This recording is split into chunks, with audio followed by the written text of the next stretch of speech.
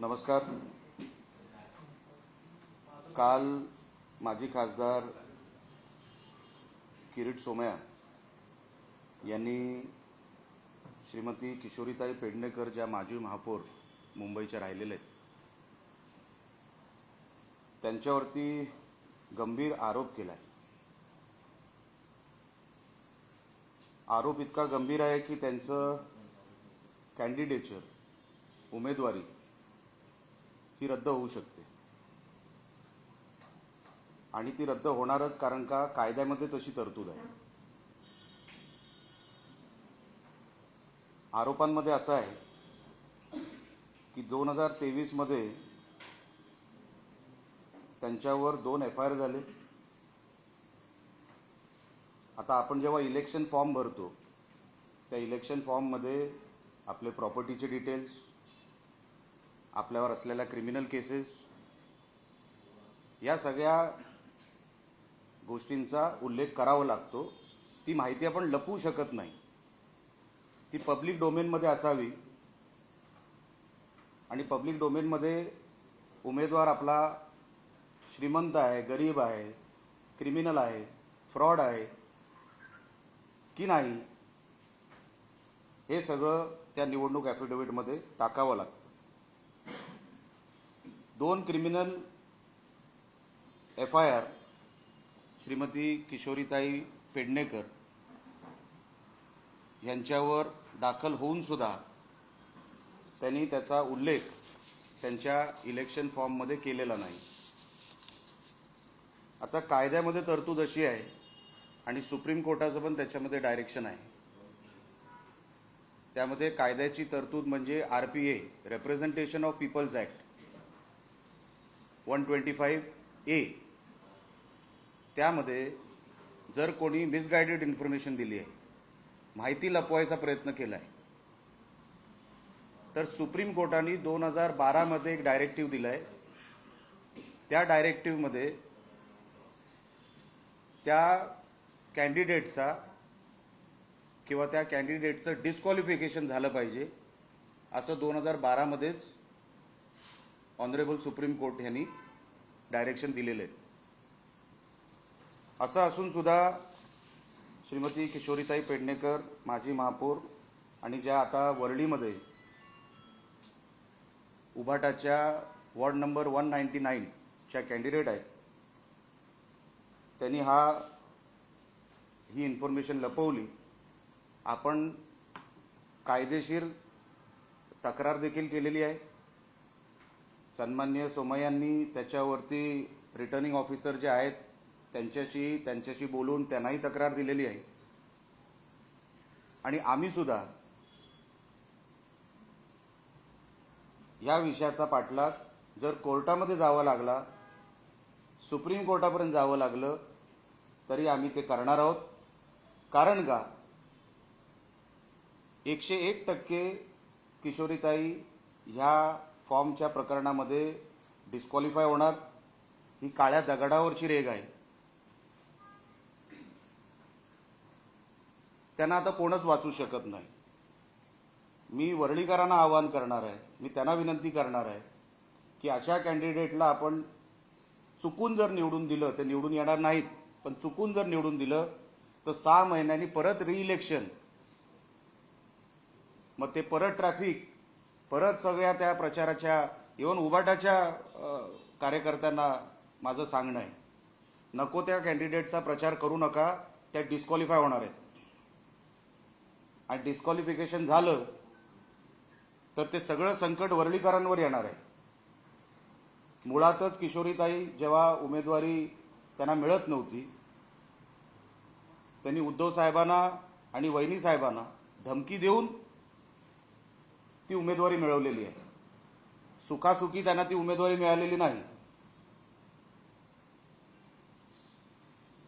की मी सगळंच बाहेर काढीन, कोविडच्या काळामधलं मला सगळं माहिती आहे, ही धमकी देऊन शेवटच्या टप्प्यामध्ये सन्माननीय उद्धव साहेबांना आणि वहिनी साहेबांना ब्लॅकमेल करून स्वतःची उमेदवारी मिळवली. आणि आज त्यांचं भांडं फुटलं उमेदवारीचं. आणि म्हणून आज ह्या प्रेस कॉन्फरन्समध्ये आपल्याला सांगण्याचं तात्पर्य एवढं की हा फ्रॉड आहे. किशोरीताईंनी कोविडच्या काळामध्ये जे जे काय केलं, म्हणजे फ्रॉड पण कसं आहे बघा. एफआयआर कसली झाली आपण कदाचित ती वाचली असेल, पण जरी ज्यांनी वाचली नसेल मी तुम्हाला फक्त त्याचं ब्रीफ देतो. जी एफआयआर झाली आहे 4/8/2023 ज्या एफआयआरवर त्या जामिनावर बाहेर आहेत, ह्या एफआयआरवर आता कोविडच्या काळामध्ये त्या बॉडी बॅग असतात ज्या डेड बॉडीना हे करतात, डेड बॉडी ठेवतात त्याच्यामध्ये, त्याची किंमत एक बॉडी बॅगची किंमत होती 1600 रुपये. मॅडमनी घेतली, पेडणेकर मॅडमनी ती विकत घेतली 6719 रुपयाला. हा तो एफआयआर आहे. आणि अशा हजारो बॉडी बॅग इन्फोटेक कंपनीकडून विकत घेतल्या, म्हणजे एका प्रायव्हेट कंपनीतून विकत घेतल्या. जेव्हा 1600 रुपये किंमत आहे, तुम्ही एक बॅग 6719 रुपयाला विकत घेतली, म्हणजे किती पट आणि त्याच्यामध्ये कसे फ्रॉड झाले हे त्या एफआयआर मध्ये आहेत. नंतर दुसरी एफआयआर 14/1/2023 आहे, जी एका एसआरए प्रकल्पाची आहे. एसआरए घोटाळा झालेला आहे आणि तक्रारीनंतर त्यांच्यावर तो एफआयआर झाला. आता अशी व्यक्ती महानगरपालिकेमध्ये जेव्हा जाईल तेव्हा ती सेवा करायला जाईल की ती लुटायला जाईल महानगरपालिका, हे आता आपल्याला विचार करण्यासारखं आहे. मी हा विषय आपल्यासमोर ठेवलेला आहे. किशोरीताई यांना आम्ही विनंतीच करणार आहोत, तुम्हीच काहीतरी माणुसकी ठेवून आपण ह्या प्रक्रियेतून स्वतःच बाहेर व्हावं. आम्हाला वरळीकरांना संकटात टाकायचं नाही. परत 6 महिन्यानंतर निवडणूक घेऊन आपण आत्ताच या विषयाचा खुलासा करावा. आणि आम्ही तर सुप्रीम कोर्टापर्यंत जाणार आहोत. सोमयाजी त्यांच्या मार्गाने चाललेत, आम्ही आमच्या मार्गाने हा विषय कसा हाताळायचा तो आम्ही हाताळणार आहोत. आणि मी तुम्हाला कायद्यामध्ये जी तरतूद आहे ती सांगितली. श्रीमती किशोरीताई पेडणेकर वरळीच्या उमेदवार उभाटाच्या 199 मधून ह्या 100% डिस्क्वालिफाय होणार. जर चुकून त्या निवडून आल्या तर ते निवडून येणार नाहीत. पण इतका हा मोठा गंभीर हा मॅटर आहे की ह्याच्यामध्ये त्यांना आता डिस्क्वालिफिकेशन पासून कोणच वाचू शकत नाही. हा विषय आणि इतर कुठल्याही विषयावर आपल्याला प्रश्न विचारायचे असतील आपण विचारू शकता. आणि एफआयआरची कॉपी पण आहे माझ्याकडे, जर कोणाला एफआयआर हवी असतील तर. सर, मतदान 15 तारीखला होत आहे, उद्या 8 तारीख आहे, उद्या 7 दिवस राहिले. तर तुम्ही निवडणूक आयोगाला लेटर दिलं, मतदानाच्या आधी सगळ्या गोष्टी तात्काळ घडायला हव्या, काही चुकी जर पास करायला असं वाटतं का? किंवा बघा, रिटर्निंग ऑफिसरला तशी तरतूद नसते जे मला माहिती आहे. रिटर्निंग ऑफिसर फक्त फॉर्म घेऊ शकतो.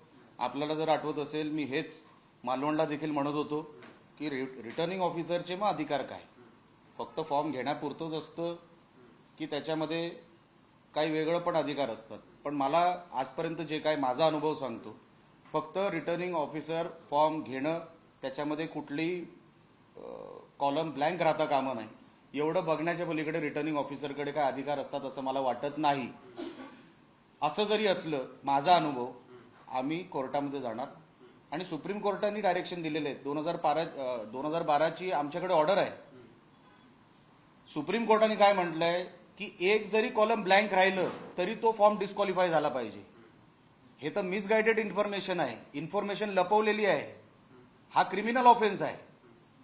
आणि एक क्रिमिनल ऑफेन्स तुम्ही, गव्हर्नमेंट डॉक्युमेंट तुम्ही लपवलेला आहे. आणि म्हणून आपल्याला हा गंभीर मॅटर असल्यामुळे जरी आम्हाला रिटर्निंग ऑफिसरनी ह्याच्यावर न्याय दिला नाही, आम्हाला विभागीय आयुक्तांनी ह्याच्यावर न्याय दिला नाही, आम्ही कोर्टामध्ये जाणार.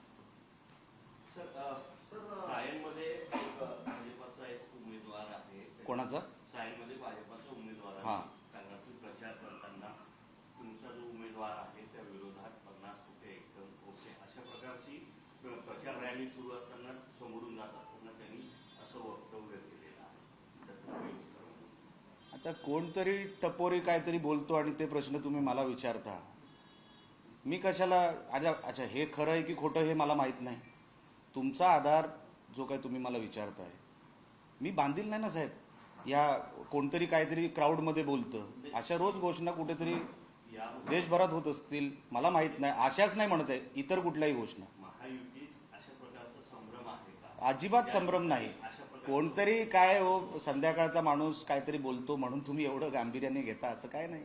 आमच्या मुलाखती संजय राऊतांनी घेतल्या. काय म्हणताय? राज ठाकरे आणि उद्धव ठाकरे यांची मुलाखत संजय राऊतांनी घेतली. हम्म. त्या मुलाखतीत सुद्धा राज ठाकरेंनी कॅल्क्युलेशन लावलं की 50 कोटी × 40 अशा पद्धतीने 2000 कोटी नेमके कसे आले, त्या आमदारांना कशा पद्धतीने दिले गेले असा एक तरी प्रश्न त्या मुलाखतीच्या माध्यमातून निर्माण केलेला आहे.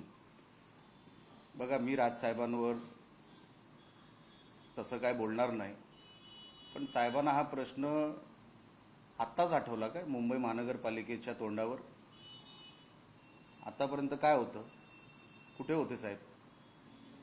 बेपत्ता तर नव्हते ना, महाराष्ट्रातच होते ना. निवडणुकीच्या तोंडावर तुम्ही वाटेल ते आरोप कराल म्हणजे तुम्हाला मुंबईबद्दल काहीच माहीत नाही. तुम्हाला मुंबईबद्दल आस्था नाही. मुंबईच्या विषयांवर बोला. आमचं म्हणणं आहे, तुमच्याकडे जर हे 50 खोक्यांचं जर काही तुमच्याकडे पुरावा असेल, अहो इन्कम टॅक्स आहे, सगळ्या डिपार्टमेंटमध्ये एक तक्रार तर करा. कुठे तक्रार केली राजसाहेबांनी? मीडिया समोर बोलणं सोपं आहे हो. अच्छा, दिलेल्याचा पुरावा तर द्या. 100% कारवाई करू आम्ही. आणि मुंबई महानगरपालिकेच्या निवडणुकीच्या वेळेला तुम्ही मुंबईला काय देणार ते सांगा. तुम्ही कुठल्या हेड खाली मुंबईचं डेव्हलपमेंट कराल ते सांगा. ज्यांना फायनान्स कळत नाही, ज्यांना महानगरपालिकेची कुठली ऍडमिनिस्ट्रेटिव्ह पॉवर कळत नाही, त्यांनी फक्त राजकीय ह्या विषयांना हात घालून ते लोकांना वेगळ्या वळणाकडे न्यायचा प्रयत्न करतायत. पण लोकांनी मुंबईचं मन बनवलंय. यावेळेला महायुती बरोबर मुंबई राहणार 100%. जे सत्तेत आहे ते मुंबईकर नाही, त्यामुळे मुंबईकरांचे प्रश्नच त्यांना माहिती नाही. अशा प्रकारचं देखील इंटरव्ह्यूमध्ये राजकारण काय म्हणतायत? जे सत्तेत आहेत जे सत्तेत आहेत ते मुंबईकर नाहीये, त्यामुळे मुंबईकरांच्या ज्या समस्या आहेत, प्रश्न आहेत, ते त्यांना कळतच नाही. अशा प्रकारचं देखील राजकारण मुंबईच्या बाहेरच्या तुम्हाला कळलं ना, तुम्ही काय उखाडलं? तुम्ही काय केलं? अहो म्हणजे तुम्ही मला एक सांगा, असं माणूस, एवढ्या मोठ्या लेवलवरचा माणूस असं बोलू शकतो? आपण महाराष्ट्रवासी आहोत, महाराष्ट्र एक आहे. ही कुठली पद्धत झाली बोलायची? म्हणजे तुम्ही इतके मुख्यमंत्री जे काय होऊन गेले, तुम्ही आता डिवाइड करणार त्यांना? म्हणजे तुम्हीच केलं सगळं, बाकी कोणी काय केलं नाही. चला ते सोडून द्या, महाराष्ट्र एक आहे. तुम्ही काय केलं? तुम्ही एक वास्तू मला सांगा जी या ठाकरे कंपनींनी निर्माण केली. 5 ऑपरेशन सांगा, 5 मेरिट लिस्टची मुलं सांगा. मुंबईकर आम्ही नाही का मुंबईकर? माझा जन्म मुंबईचा, मी आमदार म्हणून ग्रामीण भागातला, म्हणजे काय मुंबई माझी नाही? ही कुठली मानसिकता आहे मला काय कळले नाही. राजसाहेब आता तरी त्या मानसिकतेतून बाहेर आले पाहिजे. तुमच्या पायाखालची जमीन निघून गेली, अजूनपर्यंत आपण शुद्धीत येत नाही. देव करू ते बरे व्हावेत. ही आजारी माणसाची लक्षणं आहेत, हे बरोबर नाही. तुम्ही मुंबईला कुठल्या विषयावर डिवाइड करताय? महाराष्ट्राला कुठल्या विषयावर डिवाइड करताय? बोलताना भान पाहिजे, आपण किती वरचे मोठे नेते आहोत आणि कुठल्या रसातळातल्या गोष्टी करताय आपण. मुंबईला काय देणार ते सांगा. चला, चॅलेंज आहे. ठाकरे जे काय बोलतात ना, त्याच्यातले एकही तुम्ही मला सांगा की आम्ही मुंबईला हे देणार. ते सत्ता आल्यानंतर देऊ वगैरे सोडून द्या. मागच्या 25 वर्षात काय दिलं ते सांगा. कोस्टल रोड म्हणजे तुमचं नाही, कोस्टल रोड म्हणजे तुम्ही नाही. मी तुम्हाला मागे पण एका इंटरव्ह्यूमध्ये मी कुठेतरी सांगितलं की कोस्टल रोड जो झाला जेव्हा फडणवीस साहेब मुख्यमंत्री होते, त्या काळामध्ये तो कोस्टल रोड झाला. फडणवीस साहेबांचं मोठेपण की फडणवीस साहेबांनी उद्धव साहेबांना भूमिपूजन करायला दिलं. खरं तर ते शासकीय कार्यक्रम असतो तो. आदित्य ठाकरे 2 वेळा ती कन्स्ट्रक्शनची टोपी खाली त्या टनलमधून खाली वर बघतायत, त्याच्याने तो कोस्टल रोड नाही झाला. भाऊ लक्षात घ्या, नुसता टोप्या घालून कोस्टल रोड होत नसतो किंवा कुठलाही रोड होत नसतो. आपण काय बोलतोय? आपण मुंबईला जागतिक दर्जाचं शहर बनवायचं आहे, आज तर आहेच. आपण 21व्या शतकातलं शहर बनवण्यासाठी तुमचं योगदान द्या. हे नको ते कुठले हे फटीचर विषय आपण काढत बसलाय साहेब, हे तुम्हाला शोभत नाही राजसाहेब. तुम्ही काहीतरी चांगले विषय मुंबईचे बोलले पाहिजे. निवडणुकीमध्ये महापालिकेची ज्यावेळेला निवडणूक येते त्यावेळेला प्रामुख्यानं ठाकरे बंधूंकडनं हा मुद्दा समोर आणला जातो की मुंबईला तोडण्याचं कारस्थान केलं जातं. आजच्या मुलाखतीत मोरारजी देसाईंपासून सगळे संदर्भ देण्यात आले आणि त्यावेळेला सांगितले की त्यावेळेला 5 गुजराती हे विरोधात म्हणजे 5 गुजरातांना मुंबई हवी होती, आता ते 500 झालेले आहेत. अशा पद्धतीचे त्यांनी वेगवेगळे संदर्भ या मुलाखतीत दिले. तुम्हाला गुजराती माणूस परदेशात जाताना चालतो, हा? आता तुम्हाला संयुक्त महाराष्ट्राचा लढा आठवला? मग लंडनला जाताना गुजराती माणूस का असतो तुमच्या बरोबर? तुम्ही बघा लंडनमध्ये कोण कोण असतं यांच्या बरोबर, कोण बिलं भरतं यांची. नाही काढायचं आम्हाला हे सगळं. निवडणुकीसारखं बघा. निवडणूक हे एक साधन असतं लोकांना काहीतरी देण्याचं. आता तुम्ही महानगरपालिका जी आता काबीज करायचा जो काही प्रयत्न करताय ना, ती होणार नाही. पण जे काही काबीज करायचा प्रयत्न करताय ना, ते तुमची घरं चालवण्यासाठी करताय. काल पण बघितलं ना, काल काय परवाच एका चॅनलची इंटरव्ह्यू झाली, त्याच्यामध्ये आदित्यजी होते, अमितजी होते आणि बाकी सगळे पत्रकार तिकडे होते आणि बाजूला स्वर्गीय बाळासाहेब ठाकरेंचं स्मारक, स्मृतीस्थळ. हे फक्त सुरुवात आहे. तो महापौर बंगला जो घेतला ना, तो ह्याच्यासाठीच घेतलाय, ह्याच्यासाठीच घेतलाय. उद्या ते सगळं आपल्या अंडर कसं येईल? उद्या तुम्हाला जर आठवत असेल तर हेलो नावाचं एक मॅगझिन होतं. त्या हेलो मॅगझिन महापौर जेव्हा असताना, मला वाटतं कोण होते महापौर तेव्हा मला आठवत नाही, पण महापौर बंगला जेव्हा होता आणि महापौर राहायचे तिकडे मुंबईचे, त्या काळात आदित्य ठाकरे आतमध्ये शूटिंग करायचे वेगवेगळ्या चॅनलसाठी, त्या हेलो मॅगझिनसाठी. आणि मग तो मागचा गार्डनचा भाग, मग कुठेतरी वरती जाऊन खुर्च्यांवर बसायचं, मग कुठले तरी अँटी चेंबर वापरायचे. तुमची प्रायव्हेट लिमिटेड आहे काय? ठाकरेंना देऊन टाकले का गव्हर्नमेंट प्रॉपर्टी? हे पहिलं गिळतात आणि आमचं आहे तसं वावरतात. म्हणून तुम्हाला मी सांगितलं की हे सगळं जे आहे ना, हे फक्त काहीतरी मिळवण्यासाठी आहे. बाजूला स्मृतीस्थळ आहे बाळासाहेबांचं. तुम्ही ते सगळं चपला वगैरे घालून तिकडे असे राऊंड मारून बसलेला आहात. काय समजायचं मुंबईकरांनी? मराठी माणसांनी काय समजायचं? मुंबईच्या मराठी माणसांनी तर ठरवलंच आहे की मागच्या 25 वर्षामध्ये ह्या लोकांनी जे काय केलं ना, ठाकरे कंपनीने, परत कधीच ह्यांना आपण संधी द्यायची नाही. मुंबईकरांनी ठरवलंय. पण हे सगळं सांगायला का लागतंय? कारण का निवडणूक ठाकरेच वेगळीकडे घेऊन जायचा प्रयत्न करतात. ही विकासावर लढवत नाहीयेत. विकासाचं विजन नाहीये, इमोशनल कुठेतरी काहीतरी असं बोलायचं जे वातावरण खराबच झालं पाहिजे. अहो किती वर्ष आपण मुंबईचं वातावरण खराब करताय? आता तरी चांगलं करा, चांगलं बोला काहीतरी मुंबईसाठी. संतोष नलावडेंनी तुमच्या शिवसेनेत पक्षप्रवेश केला, त्यानंतर त्यांनी आता एक भावनिक पत्र लिहिलं आहे की राज ठाकरेंची ध्येय धोरणं बदललेली आहे, भूमिका बदलली, ते खंत व्यक्त केली. बघा, राज साहेबांवर जेवढं बोलावं तेवढं कमी आहे. कारण का अनेक गोष्टी आमच्याही कानावर येतात ना. राज साहेबांनी मुंबईच्या हिताचं बोलावं एवढंच या निमित्ताने मी तुम्हाला सांगतो. त्यांच्याबद्दल काय काय बाहेर बोललं जातं, बरं वाटत नाही एवढं सगळं ऐकायला. तरी देखील राज साहेबांनी आता तरी काहीतरी वैचारिक बोलावं, मुंबईच्या हिताचं बोलावं एवढंच या निमित्ताने मी आपल्याला सांगू इच्छितो. आजच्या कार्यक्रमामध्ये उद्धव ठाकरेंची मुलाखत झाली, त्यामध्ये ते म्हणाले की तुमची जी शिवसेना आहे ती शिवसेना नाही, शहासेना आहे आणि स्वराज्य हातात मुंबईच्या किल्ले द्यायचे नाही असं म्हणतात. मला एक सांगा, तुम्ही उद्धव ठाकरे काय काय बोलत असतील त्या सगळ्यांवर आम्ही उत्तरं द्यायची का? आणि खरी शिवसेना कोणाची ही 2024 मध्ये महाराष्ट्राच्या जनतेने दाखवलं आहे. आमचं स्ट्राईक रेट बघा. अच्छा, ह्या आता ज्या नगरपालिका होऊन गेल्या, नगरपंचायती, नगर परिषदा होऊन गेल्या, कुठली शिवसेना फ्रंटमध्ये आहे? लोकांनी कोणाला स्वीकारलेलं आहे? म्हणून मी सांगतो त्यांच्याकडे आता घाण बोलण्यापलीकडे दुसरं काय राहिलेलं नाही.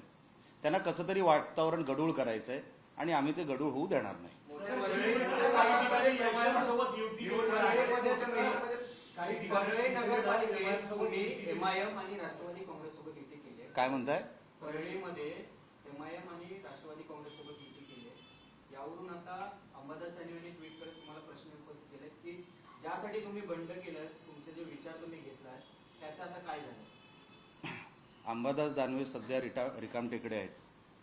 त्यांना हे सगळे विषय ते सत्यता कधी शोधून ट्विट वगैरे करत नाही. त्यांच्याकडे भरपूर वेळ आहे म्हणून ते ट्विट करतात. ऐकून घ्या, माझं पूर्ण झालेलं नाही.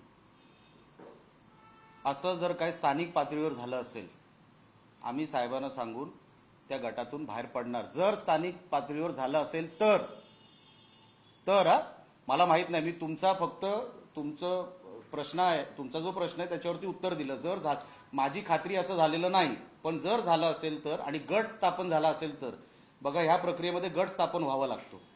ज्या गटामध्ये जर आमचा पक्ष असेल तर पाठिंबा जाहीर होतो, जर गटामध्ये नसेल तर पाठिंबा जाहीर होत नाही. मला माहिती काढू दे, मी माहिती घेतल्यानंतर आपल्याशी बोलू. तुम्ही म्हणताय की पेडणेकरांच्या विरोधात सुप्रीम कोर्टात जाणार, पण या अगोदरचा इतिहास बघता सुप्रीम कोर्टाने अशा निर्णयावर लगेच निर्णय देण्यामध्ये खूप वेळ घेतला. त्या अमोल कोल्हे असतील, अशोक चव्हाण, अशा अनेक उदाहरण सोलापूरचे खासदार असतील, लवकर निकाल दिले गेले नाही. मग आता काय सुप्रीम कोर्टाला चॅलेंज करू? मोठ्या प्रमाणामध्ये पैसे हे निवडणुकीमध्ये वाटले जात आहेत. त्यामुळे आता राज ठाकरे यांनी म्हटलंय की सावधपणे पाऊल उचललं पाहिजे. तुम्हाला हवेत का? काय अर्थ होतो याचा?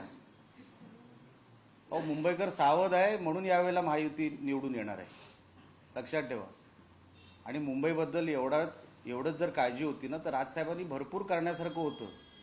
मला वाटतं त्यांचा पक्ष आता 18-20 वर्ष झाला असेल त्यांचा पक्ष काढून. या 18-20 वर्षामध्ये आपण मुंबईला काय दिलं हे मुंबईकर बघून आहेत ना. आपल्या नगरसेवक जेव्हा निवडून आले होते तेव्हा आपल्या नगरसेवकांनी मुंबईला काय दिलं? रस्त्यावर वसुली कोण करतो? रिक्षावाले असतील, भाजीवाले असतील, त्यांच्याकडून पैसे कोण घेतोय मुंबईमध्ये? कुठला पक्ष घेतोय? राजसाहेबांना माहित नाही. मनसेचे पदाधिकारी जे काय खाली वसुली करतात राजसाहेबांना माहित नाही. राजसाहेब काय बोलू दे, खालची जी त्यांची संघटना आहे ना ती खाली वसुली कशी करते, किती पैसे जमवते, घरं कशी चालतात, शाखा कशा चालतात, एकदा राजसाहेबांनी कधीतरी खाली लक्ष द्यावं. खाली म्हणजे स्वतःच्या संघटनेकडे, म्हणजे त्यांना कळेल संघटनेमध्ये जे काय राहिले त्यांचे उरले सुरले ते कलेक्शन मीटरवर आहेत. कोण काय तुम्हाला काय मुकेश अंबानीच्या रिलायन्स कंपनीमध्ये कोण नोकरीचा वाटतो काय मनसैनिक तुम्हाला?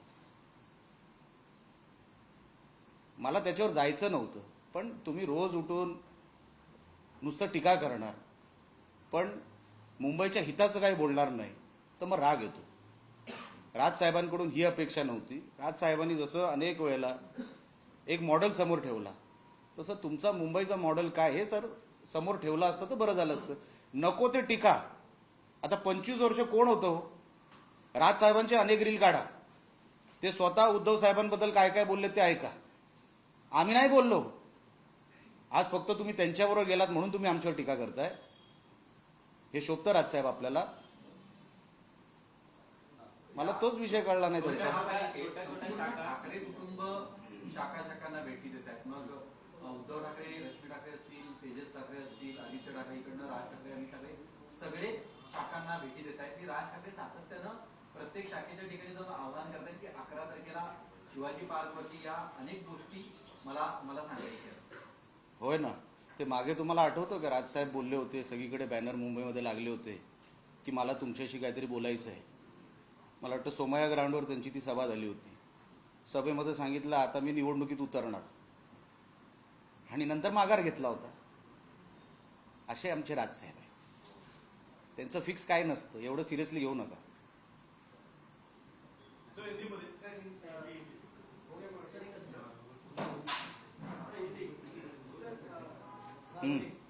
तक आप अपना जो मुद्दा है वो पेश करिए।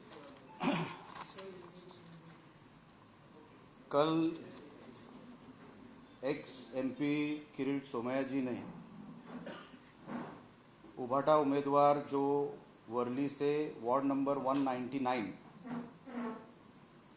से उनको उम्मीदवारी मिली है, उनके खिलाफ एक ट्वीट किया था और वो ट्वीट ऐसा था कि श्रीमती किशोरीताई पेडनेकर जो मुंबई की महापौर भी रह चुकी हैं, उनके ऊपर 2 एफआईआर है 2023 में, और वो दोनों एफआईआर उन्होंने अपने इलेक्शन फॉर्म में दिखाए नहीं है। ये क्रिमिनल ऑफेंस है 125A RPA representation of people's act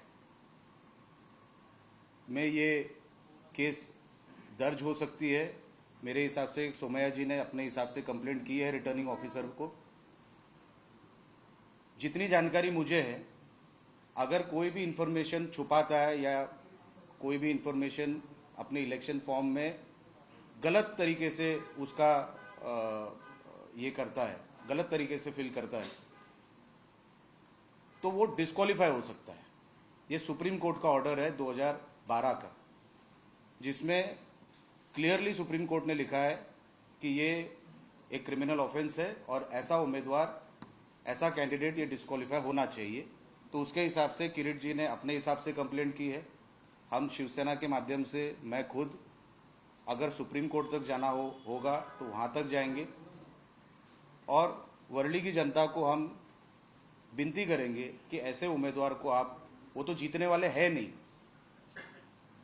पर अगर 0.1% कभी उनकी सीट निकलती है तो वापस 6 महीने में इलेक्शन होगा और ये डिस्क्वालीफाई होंगे श्रीमती किशोरीताई पेडनेकर, वार्ड नंबर 199। तो ऐसा संकट वर्ली वासियों को नहीं मिले, उनको सामना ना करना पड़े, इसके लिए मैंने आज ये प्रेस कॉन्फ्रेंस बुलाई है। इसका ऑफिशियल जो भी स्टेटस है, जैसे जैसे आगे बढ़ेंगे वैसा आपको मैं बताते रहूंगा। इसके वजह से मैंने आपको यहाँ पे इनवाइट किया था।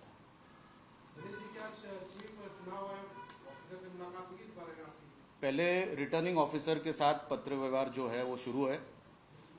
उनकी एक कमेटी बैठती है जो ये सारी स्क्रूटनी करती है। वो स्क्रूटनी के बाद जो मेन इलेक्शन ऑफिसर है उनके पास ये मैटर जाएगा। अगर उन्होंने डिसीजन जो कि उनके परव्यू में है, अगर नहीं है तो हमको कोर्ट जाना पड़ेगा। केस क्या है? केस ऐसी है कि 2023 4/8/2023 जो एफआईआर दर्ज हुई है श्रीमती किशोरी पेडनेकर जी पे, वो बॉडी बैग को लेके है। जो कोविड के वक्त जो बॉडी बैग की ऑर्डर दी गई वो इन्फोटेक कंपनी को दी गई, और वो इन्फोटेक कंपनी जो मार्केट वैल्यू है एक बॉडी बैग की वो 1600 रुपये है। इन्होंने इन्फोटेक कंपनी से 6719 रुपये में खरीदी। ये एफआईआर दर्ज है, ये एफआईआर की कॉपी है, प्रेस के बाद आप एक कॉपी ले लीजिए। 1600 रुपये ओरिजिनल कॉस्ट जो मार्केट कॉस्ट है। अभी इसमें से सारी मलाई इन लोग ने खाई, सारा फ्रॉड किया, वो कीमत पहुंच गई 6719 रुपये पे। दूसरी एफआईआर है 14/1/2023 जो एसआरए का घोटाला है। नाम एक जगह दिया, निर्मल नगर पुलिस स्टेशन में ये केस दर्ज है। उसका भी एफआईआर का कॉपी मेरे पास है, आप कभी भी उसकी ले सकते हैं एफआईआर की कॉपी। तो ये दोनों जो मैटर है ये एफआईआर में है, एफआईआर दर्ज हो चुकी है। वो बेल पे बाहर है, किशोरीताई जो है वो बेल पे बाहर है। तो उनको इलेक्शन फॉर्म में वो दिखाना था, वो क्यों नहीं दिखाया? वो तो क्रिमिनल ऑफेंस हुआ। अगर सुप्रीम कोर्ट के आप अगर ऑर्डर में पढ़ेंगे 2012 के, उसमें क्लियर कट लिखा हुआ है, अगर कोई कॉलम ब्लैंक भी रह जाती है, blank column can also be considered for disqualification. ये पावर्स रिटर्निंग ऑफिसर के पास है कि नहीं मुझे पता नहीं, मेरे हिसाब से नहीं है। मुझे डिविजनल कमिश्नर के पास जाना पड़ेगा, डिविजनल कमिश्नर के बाद शायद मुझे कोर्ट जाना पड़ेगा, वो सारी प्रोसीजर सुप्रीम कोर्ट तक मैं करूंगा। इसीलिए मैंने वर्ली के जनता से हाथ जोड़ के विनती की है, आप ऐसे उम्मीदवार के बारे में ना सोचे जिनके वजह से वापस 6 महीने में इलेक्शन लग सकती है। ये तो 100% डिस्क्वालीफाई होने वाली है श्रीमती किशोरीताई पेडणेकर, 101%, क्योंकि रूल बोलता है।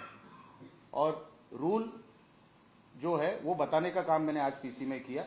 इसका फॉलोअप जैसे होगा मैं आपको बताते रहूंगा। सर, जिस तरह नगर परिषद चुनाव में सिंधुदुर्ग के गढ़ में आपने संघर्ष किया था, क्या उसी तरह इस महानगर पालिका चुनाव में मुंबई में वर्ली विधानसभा क्षेत्र जो है वो गढ़ आपको दिया गया है जिम्मेदारी के तौर पर?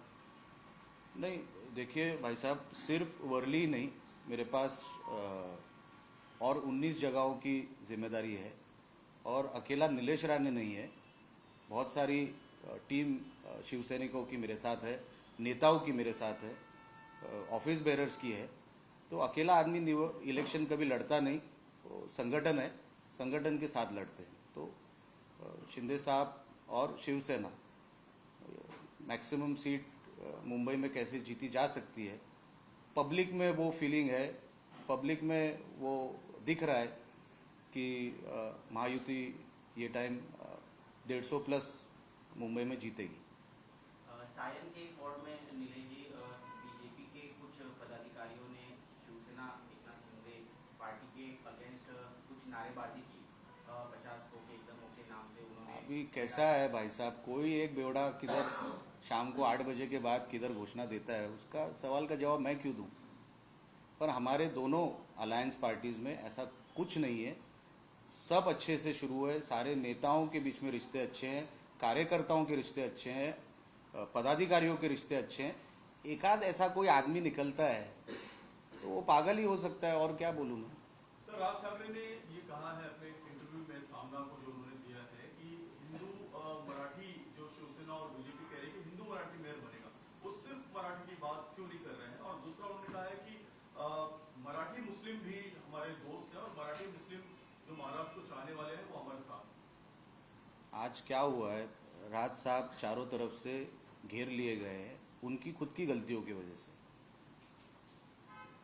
पीरियडिकली जो उन्होंने गलतियां की है राजनीति में, आज उनके ऊपर ये सारा प्रेशर बोलना पड़ रहा है उनको।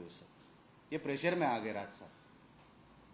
उनके हाथ में अभी कुछ है नहीं, पार्टी चली गई, मतलब एज गुड एज चली गई, कुछ है ही नहीं अभी। जो गिने चुने बाकी है वो शाम को किसका प्रचार करते, आप कभी मुंबई की गलियों में घूम के देखिए। वो सिर्फ दिखाने के लिए गाड़ी पे स्टिकर किसका है और शाम को कहाँ रहते हैं, आप एक बार देख लीजिए। मुझे उनके बारे में भी कुछ कहना नहीं है, पर सिर्फ राज साहब जो कुछ कहने की कोशिश करते हैं ना, उनका आज एक और कल अलग, हमेशा वैसा ही रहा है। स्टेबिलिटी कोई चीज में उन्होंने दिखाई नहीं, इसीलिए पब्लिक ने भी उनको कहीं का स्टेबल रखा नहीं, कहीं पे भी। तो उनके चीजों को मैं इतना सीरियसली नहीं लेता। सर, एक सवाल और है। एक एमआईएम के साथ में शिवसेना ने अपना एक गुट बनाया है, इस पर बीड़ में ये सवाल आया था, आपसे पहले किसी ने पूछा था, बीड़ में ऐसे कुछ हुआ, ऐसे मेरे कान पे जानकारी आई है। मेरे हिसाब से जब तक गट, वो जो पूरा गुट होता है जो, वो फॉर्म नहीं होता कलेक्टर ऑफिस में, तब तक उसको ऑफिशियल नहीं गिना जा सकता। अगर ये ऑफिशियल भी हुआ है, मैं आपको मेरे लेवल पे बोल रहा हूं, 101% शिंदे साहब को बोल के हम उसमें से बाहर आएंगे। अगर लोकल लेवल पे किसी ने ये गलती की है तो उसको सुधारा जाएगा, और अगर ये गुड फॉर्म हुआ है तो, अगर नहीं हुआ है तो फिर कोई बात ही नहीं है, तो कोई समर्थन की बात नहीं। अगर हुआ है तो उसमें से बाहर निकलेंगे। गोमाता एक्सपोर्ट संदर्भात भारत आता दुसऱ्या क्रमांकावर आहे, पण काँग्रेस सरकार असताना ते 9व्या स्थानावर होतं। हिंदुत्वाच्या गोष्टी केल्या कोण बोलले? उद्धव ठाकरे असं म्हणाले। त्यांनी, आम्ही जेव्हा गोहत्येवर सभागृहात बोलतो, मी माझ्या पहिल्या भाषणामध्ये गोहत्या ही महाराष्ट्रात बंद झाली पाहिजे ह्याच्यासाठी मी आणि भारतीय जनता पक्षाचे काही आमदार यांनी आवाज उठवला होता। तेव्हा आपल्या आमदारांनी का आवाज उठवला नाही? गोमातेची हत्या होऊ नये महाराष्ट्रामध्ये, देशातच होऊ नये, पण ती महाराष्ट्रात होऊ नये यासाठी आम्ही ऑन रेकॉर्ड आवाज उचललाय। उद्धव साहेबांच्या पक्षाने का आवाज तेव्हा उचलला नाही? तुमचे 20 आमदार आहेत ना आतमध्ये, गो हत्या संदर्भात तुम्ही का आवाज उचलला नाही? आता तुम्ही लोकांची दिशाभूल करताय. त्याच्यावरती आम्ही सगळ्या आमदारांनी जेव्हा एक प्रेशर गट तयार केला तेव्हा मुख्यमंत्री स्वतः फडणवीस साहेब उठले आणि सांगितले की आता जर कोण गो हत्येच्या आरोपांमध्ये सापडला गेला आणि ते सिद्ध झालं तर त्याला मकोकाचा कायदा लागणार. हे आम्ही केलं पहिल्या अधिवेशनामध्ये. तेव्हा उद्धव साहेबांचे हे सगळे आमदार झोपले होते का? त्यांनी का नाही उचलला? म्हणजे मीडियासमोर तुम्ही वेगळं बोलता आणि जेव्हा बोलायची संधी येते तेव्हा गप्प बसता, शेपूट घालता. मेरे साहब, संजय राउत ने बयान दिया है कि ठाकरे ब्लड के एक साथ आने से सत्ता में बैठे लोगों की खुशी हिल जाएगी. पहले तो वो अपनी तबीयत ठीक करे, है कि नहीं है ना, बेचारा ठीक नहीं है. मैं चाहता हूं कि वो पहले ठीक हो जाए पूरी तरीके से. मैंने उनको उनकी तबीयत के लिए शुभकामनाएं भी दी है, पर अभी रोज उठ के वापस उनको एक ही आदत लग गई, कुछ भी वो बोलते हैं. कल भी परसों भी कुछ कमाटीपुरा का कुछ तो इशू निकाला. क्या जरूरत है ये सब बोलने की? आपकी पैदाइश कमाटीपुरा की है क्या? इतने देश में आपको कमाटीपुरा याद आया? ये कोई बोलने की बात है? वहां पे इंसान नहीं रहते क्या? वहां पे इंसान नहीं रहते? आपने उनको इंसल्ट किया. आपको सोचना चाहिए बोलने से पहले. पर सोचना, दिमाग और संजय राउत इसका कोई मेल है ऐसा मुझे लगता नहीं. Thank you. संजय राऊत यांनी माघार केलेली आहे, पार्टी विरोधी कारवाई करने के लिए एक मिनिट आपका हो. हाँ. संजय राऊतांनी ज्या पद्धतीनं कामाठीपुराला धरून भाजपची टीका केलेली आहे, विरोध किंवा निषेध जो आहे तो संजय राऊतांचा केला जातोय सर्वस्तरात. निषेध तर करायलाच पाहिजे ना. तुम्हाला देशामध्ये एवढे ठिकाण आहेत, तुम्हाला कमाटीपुराच आठवला? तुम्ही स्वतः कमाटीपुराचे आहात का? जन्म झालाय का तुमचा तिकडे? तुम्ही महिलांना असा किंवा तिकडच्या राहणाऱ्या रहिवाशांचा असा अपमान का करता? काय अधिकार आहे तुम्हाला त्यांचा अपमान करायचा? ते न विचार करता बोलतात आणि काय घाणेरडं बोलतात तो. आणि आपण सगळे कव्हर करता. खरोखर अशा माणसाला तुम्ही बॉयकॉट करा.